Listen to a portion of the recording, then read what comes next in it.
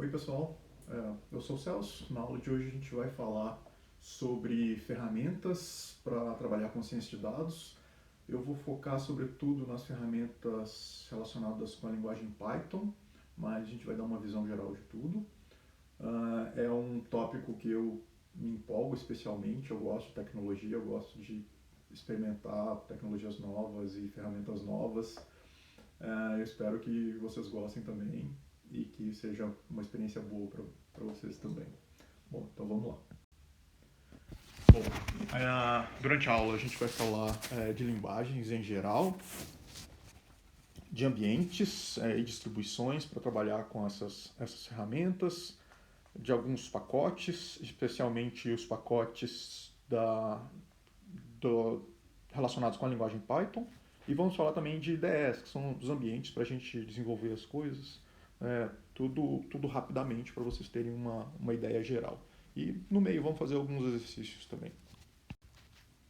Bom, em termos de linguagem e ambientes, eu gosto de separar mais ou menos desse jeito, né?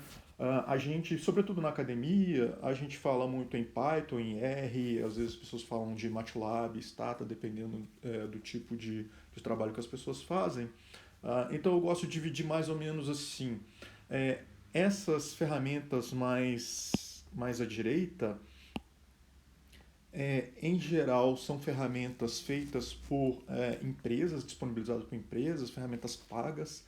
Em geral, elas são ferramentas com uma linguagem bem específica para você trabalhar com conceitos matemáticos ou conceitos estatísticos.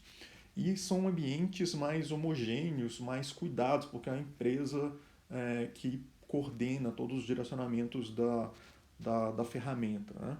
Então, são ferramentas bem eficientes para se trabalhar com as coisas, para desenvolver conceitos estatísticos e matemáticos.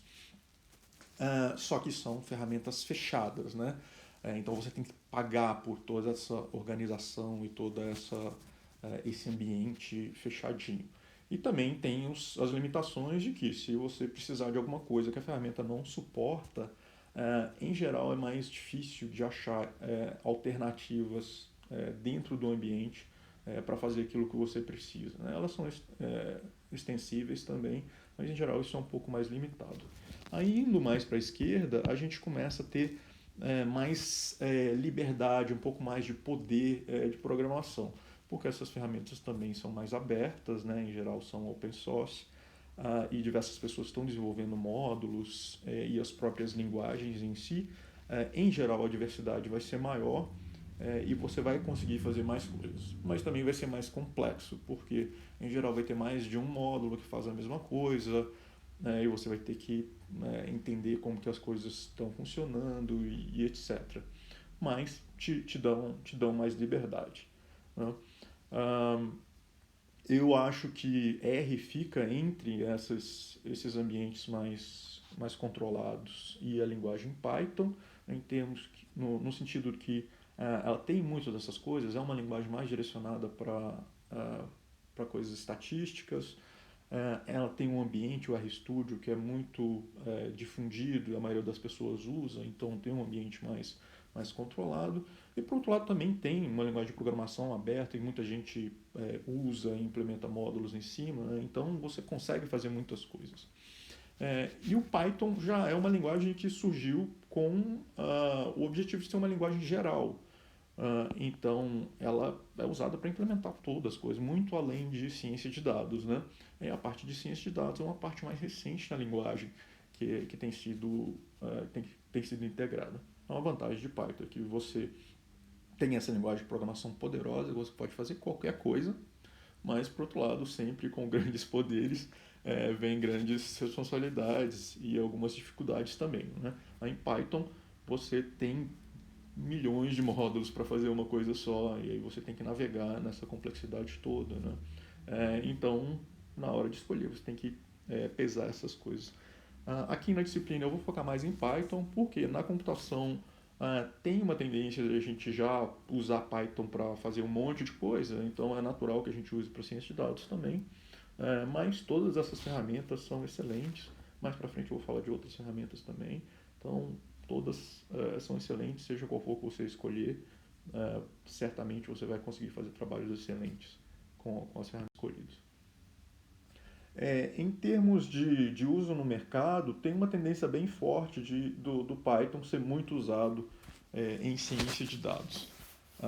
Hoje em dia Python tende a liderar os rankings, mas tem que analisar isso com cuidado também, né? Porque Python é uma coisa muito genérica, que você usa para diversas coisas, né? Uma linguagem que é usada para diversas coisas.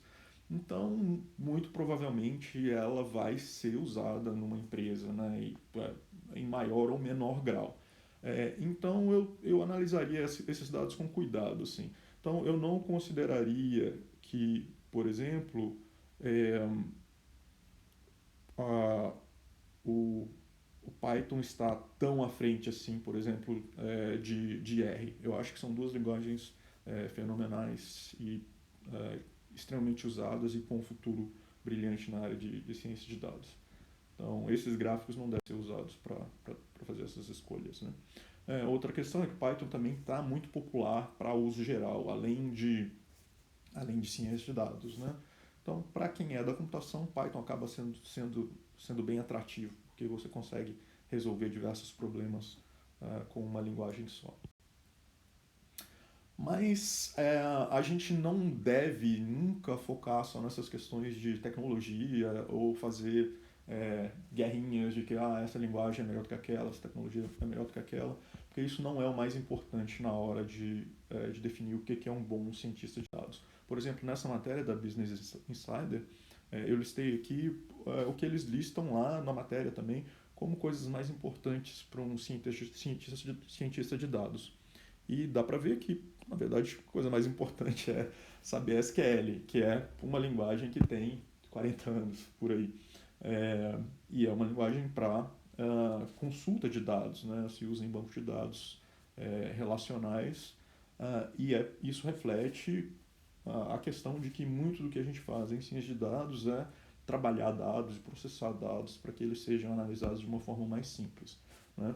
Então, tem que saber essas coisas. Aí a ferramenta em si, para lidar com as coisas de ciência de dados, fazer as análises de dados, plotar gráficos e tal, acaba sendo um pouco secundária, né, na própria listagem da Business Insider, e junto com diversas outras questões que são importantes que a gente vai ver ao longo do curso também.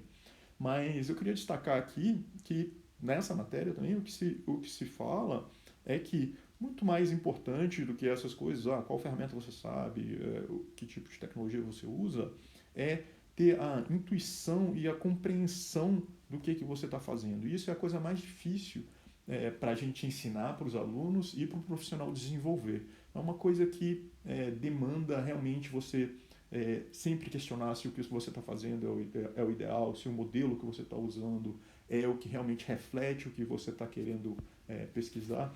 E isso é difícil. E não vai ser usar a melhor ferramenta do mundo que vai resolver esse tipo de problema. Então, isso é importante que as pessoas saibam os conceitos, que sabem fazer as perguntas certas, que sempre se questionam, não acreditem que a primeira impressão é o que realmente está por trás dos dados. Então, sempre analisar as coisas mais profundamente, sempre tentar obter as melhores respostas. E isso vai muito além de tecnologia. Mas, obviamente, a gente tem que escolher algumas tecnologias e a gente tem que usá-las aqui na disciplina. Então, acaba que o que a gente dá mais ênfase é Python, mas todos podem ficar à vontade para escolher a ferramenta que quiserem. Quem vai usar Python e também quem vai usar R, tem uma boa opção que é usar a distribuição da Anaconda, que é um projeto que pega todos os pacotes que são mais usados e todas as ferramentas mais usadas, tanto no ecossistema do Python quanto no ecossistema do R, e coloca tudo num pacotão com uma interface gráfica bonitinha para facilitar o gerenciamento de pacote e a instalação de aplicativos. Então, se você instalou a Anaconda no seu computador e tem a Anaconda para todo o sistema operacional, os mais comuns, né, o Linux, Windows e Mac. Então, se você instala o Anaconda, você tem esse Anaconda Navigator, que simplifica a instalação de aplicativos, por exemplo, o Jupyter Notebook, que a gente vai usar para programar em Python, o Spider, que é outra ideia, que a gente vai falar daqui a pouquinho. Tem jeito de você configurar ambientes diferentes para ter pacotes diferentes, dependendo da atividade que você está fazendo. Então, a gente permite fazer várias coisas. Então, é uma boa forma de começar no mundo das ferramentas de Data Science, que eu recomendo, que é um bom início. Então, de novo, a Anaconda permite que você configure, né, e instale os seus pacotes de uma forma simples, né, e cria também ambientes, caso você tenha projetos diferentes, que dependam de pacotes diferentes. O Anaconda permite que você gerencie isso. Aí uma ferramenta que a gente vai usar bastante e que vem também na Anaconda é o Jupyter Notebook.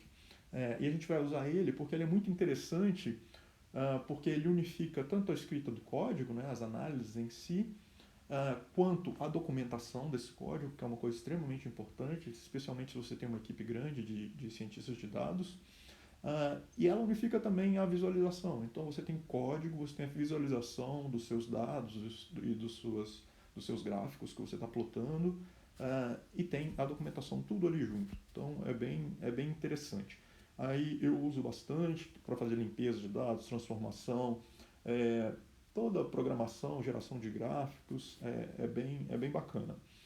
Inicialmente, o Jupyter foi criado focado em Python, então você só conseguia programar Jupyter Notebook usando a linguagem Python. Hoje em dia ela já suporta mais de 40 linguagens, inclusive quem quiser programar em R e fazer as coisas no Jupyter Notebook é bem integrado, assim como em outras linguagens também.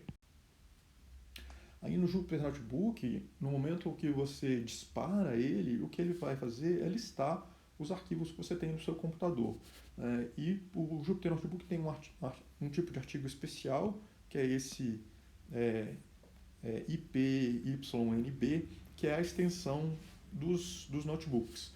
E aí sempre que você cria um novo notebook, por exemplo aqui, ou se você quiser abrir um notebook já existente, você vai abrir numa nova janela que vai te dar todas as opções para você editar esse notebook e executar o que ele chama de células dos notebooks, né?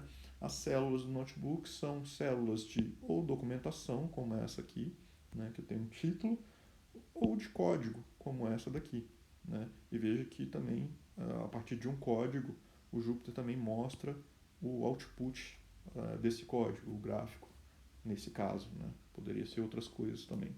Então, numa única interface, a gente junta todas essas coisas. Sempre que você quer executar um código, executar uma célula, você tem lá os seus comandinhos para executar, parar e etc. Então, é bem prático. Eu acho que vale muito a pena usar no dia a dia, e sobretudo para quem está aprendendo, é uma ferramenta bem interessante. É tão interessante, é tão usada, que até, por exemplo, quando o pessoal da NASA, né, os astrônomos, em geral, nesse projeto grande que chama LIGO, que foi de descoberta das ondas gravitacionais, uns anos atrás, né, eles publicaram todos os dados, todas as ferramentas que eles usaram, as análises, os modelos matemáticos, tudo em formato de notebook. Então, se você quiser analisar dados de astronomia e ver se o que eles fizeram lá faz sentido ou não, e quiser brincar um pouco com os modelos matemáticos, dá para pegar os notebooks deles e brincar um pouco. Aí, mais detalhes sobre como os notebooks misturam documentação e código, né? Aqui, por exemplo, num notebook eu tenho uma documentação que eu escrevi aqui usando diversas características de formatação, né? Então você pode formatar a sua documentação de uma forma bem simples e ao mesmo tempo você tem códigos nesse caso Python, né? Mas poderia ser outras linguagens também. Então você tem tudo isso junto num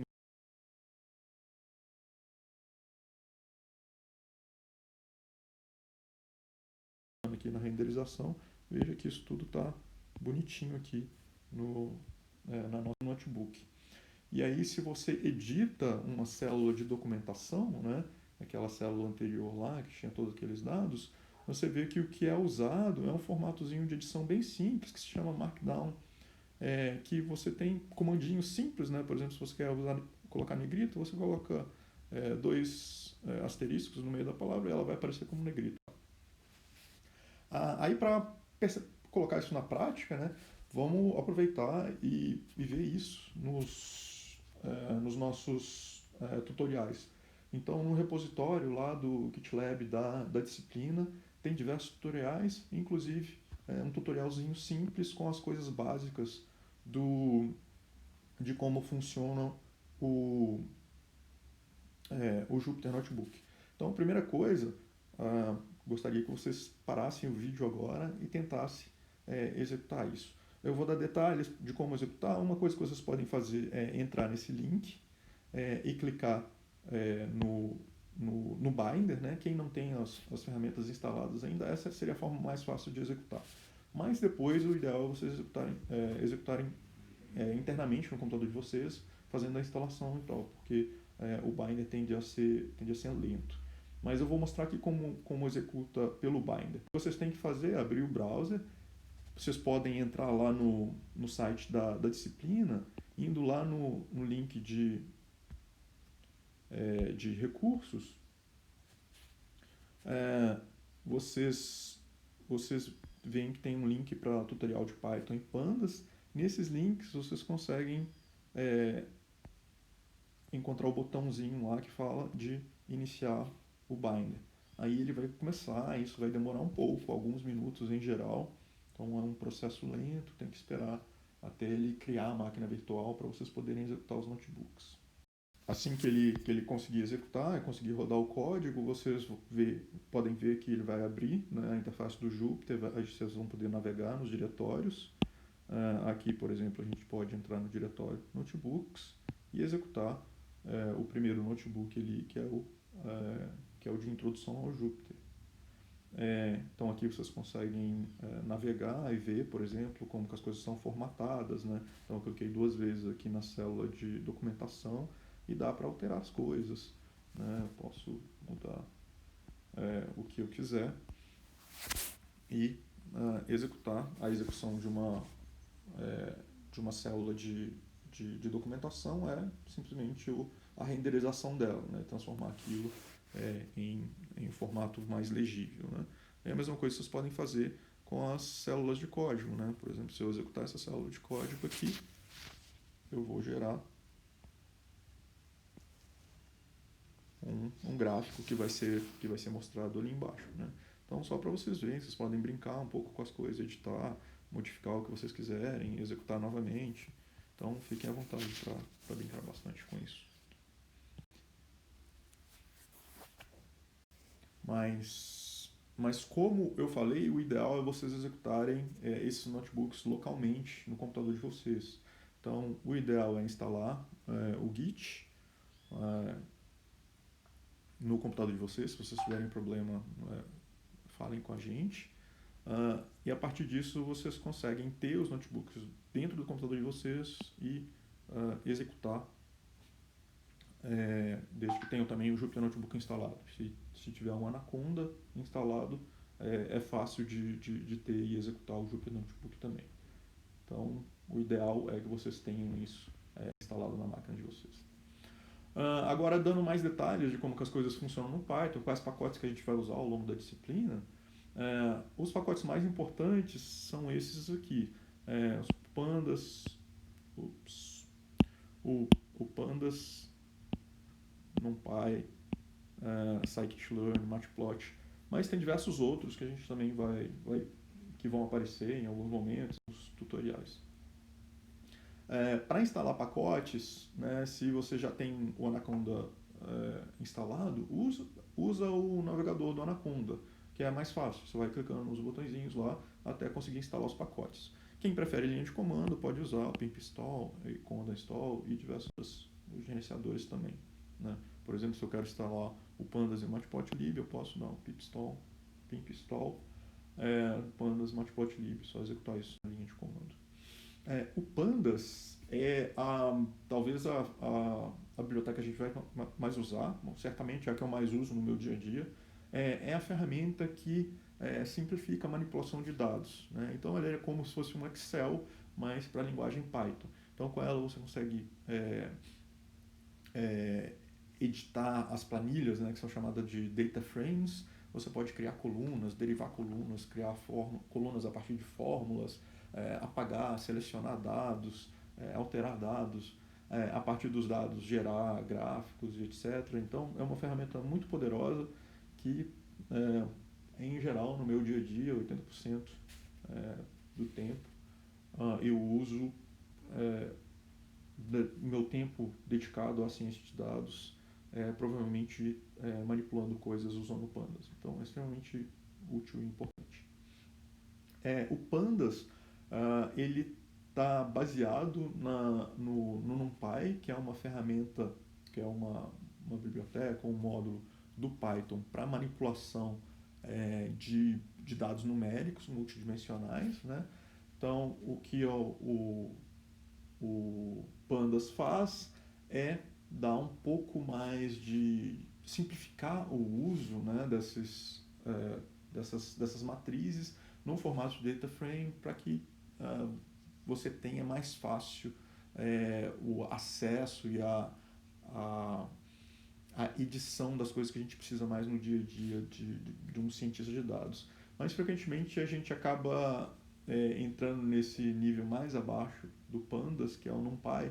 Então é importante saber que ele existe, a gente não vai dar muitos detalhes, mas frequentemente a gente esbarra nesse tipo de coisa.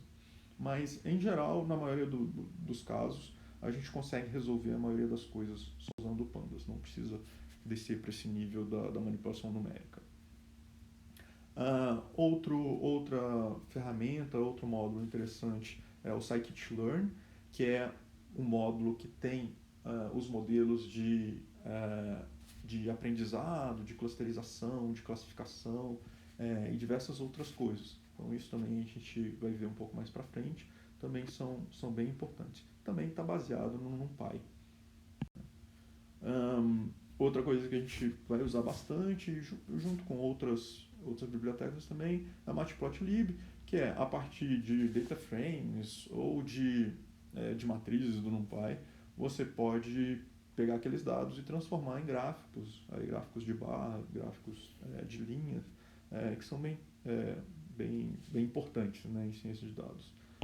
Outra biblioteca que eu uso bastante, que eu gosto bastante, é o Seaborn, que também tem lá exemplos dela nos tutoriais.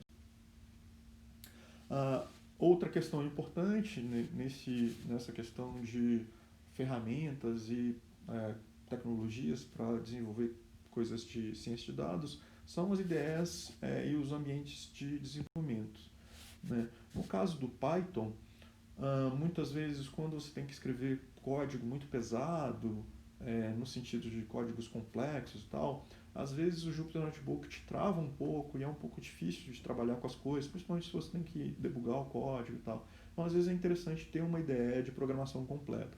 Aí uma possibilidade, né, uma ideia específica para Data Science é o Spider, que você pode usar, também tem no Anacondas, é facinho de instalar, e nele você consegue abrir o código e tem algumas funcionalidades específicas para ciência de dados. Por exemplo, você consegue definir células e de repente executar só aquelas células, se você quiser, sem executar o código inteiro, e é bem fácil também de ver o resultado do código, seja de suas tabelas, seja de gráficos também. Então, ideia interessante. Obviamente, para R tem o RStudio, que eu saiba, todo mundo que usa R acaba usando o RStudio. Então, é uma ferramenta bem integrada, então você tem a parte do seu código e a parte da visualização. Então, tem diversas coisas bem integradas, bem fáceis de interagir. E mais alto nível, né, bem usados, sobretudo para o pessoal no mercado, né, nas empresas, vocês têm as ferramentas de BI também, né, como o Power BI da Microsoft, o Tableau, o Pentaho tem algumas ferramentas para isso também.